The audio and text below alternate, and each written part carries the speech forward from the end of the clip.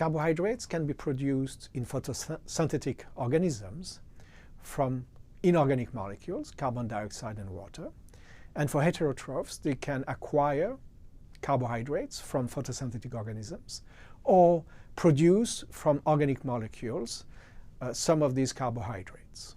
So carbohydrate exists as monosaccharides, single sugar units that are used as fuel molecules, but also as metabolic intermediates with a large variety of functions.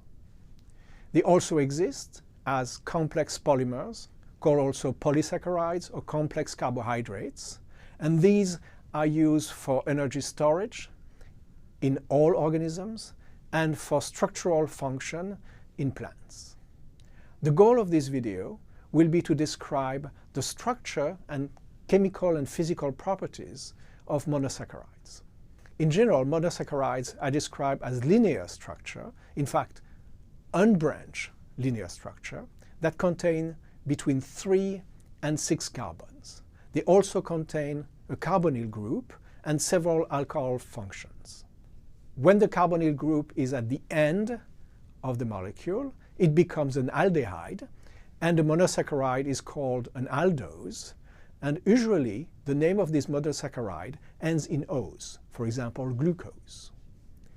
When the carbonyl group is anywhere else in the molecule, we have a ketone group. The sugar is called a ketose, and in all natural sugar, the ketone group is carried by carbon 2. In this case, usually the name of the sugar ends by ulose, for example, ribulose. So triose and tetrose are two types of monosaccharides that contain 3 and 4 carbon respectively. They are metabolic intermediates and are never found inside complex carbohydrates. In contrast, pentose that contain 5 carbon can be found in complex carbohydrates in plants, and in all organisms they are also found in a very important type of molecule called nucleotides. For example, ATP, adenosine triphosphate, contain a molecule of ribose. Finally, hexose are important fuel molecules, in particular glucose, and they are found also in homo or heteropolymer. For example, glucose in plant is polymerized in form of starch. In animals, glucose polymerized in form of glycogen, even in coach potatoes. So now if we look at the structure of monosaccharides, we can identify a certain number of asymmetric carbons. That will lead to stereoisomers that are mirror images of each other, and they are called for that reason enantiomers. Let's, for example, take the simplest monosaccharide, glyceraldehyde. It contains 1 asymmetric carbon and has 2 enantiomers. These enantiomers share a lot of chemical and physical properties. However, they differ in the way they affect polarized light. For example, we can take a light source and use a filter that will select only one plane of polarization. When this polarized light goes through a cell that contains our chiral sugar, the plane of the polarized light will rotate, and we can determine the direction of the rotation as well as the angle of rotation. If the rotation is clockwise, the sugar is said dextrorotatory and designated by a plus sign. If the rotation is counterclockwise, the sugar is said levorotatory and designated by the minus sign.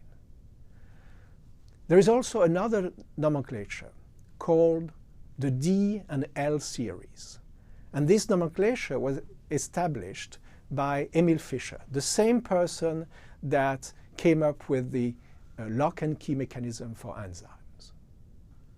To understand this nomenclature, we need to follow several rules. First, we write the developed chemical structure of the monosaccharides vertically, placing the aldehyde or the ketone group toward the top.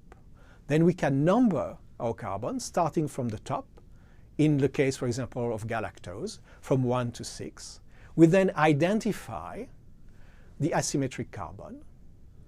And if the hydroxyl group carried by the bottom most asymmetric carbon is on the right, it will belong to the D series, and if it's on the left, the sugar will belong to the L series. Is there a relationship between the L and D nomenclature and the plus or minus designation? Not always.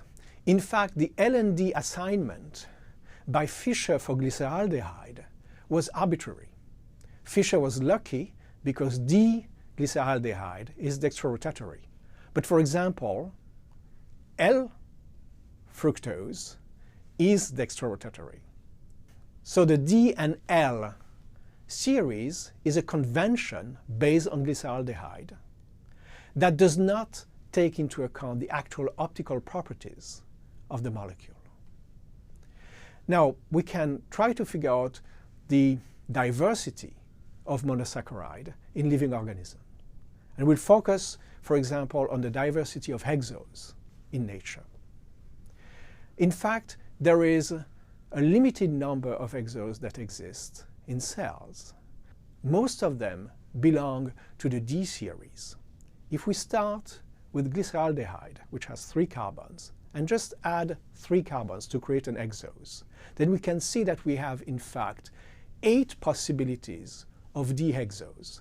Out of these 8 possibilities, we have only 3 extremely common hexose, which are D-galactose, D-glucose, and D-mannose. So in conclusion, we have seen in this video that monosaccharides can be described as linear structure.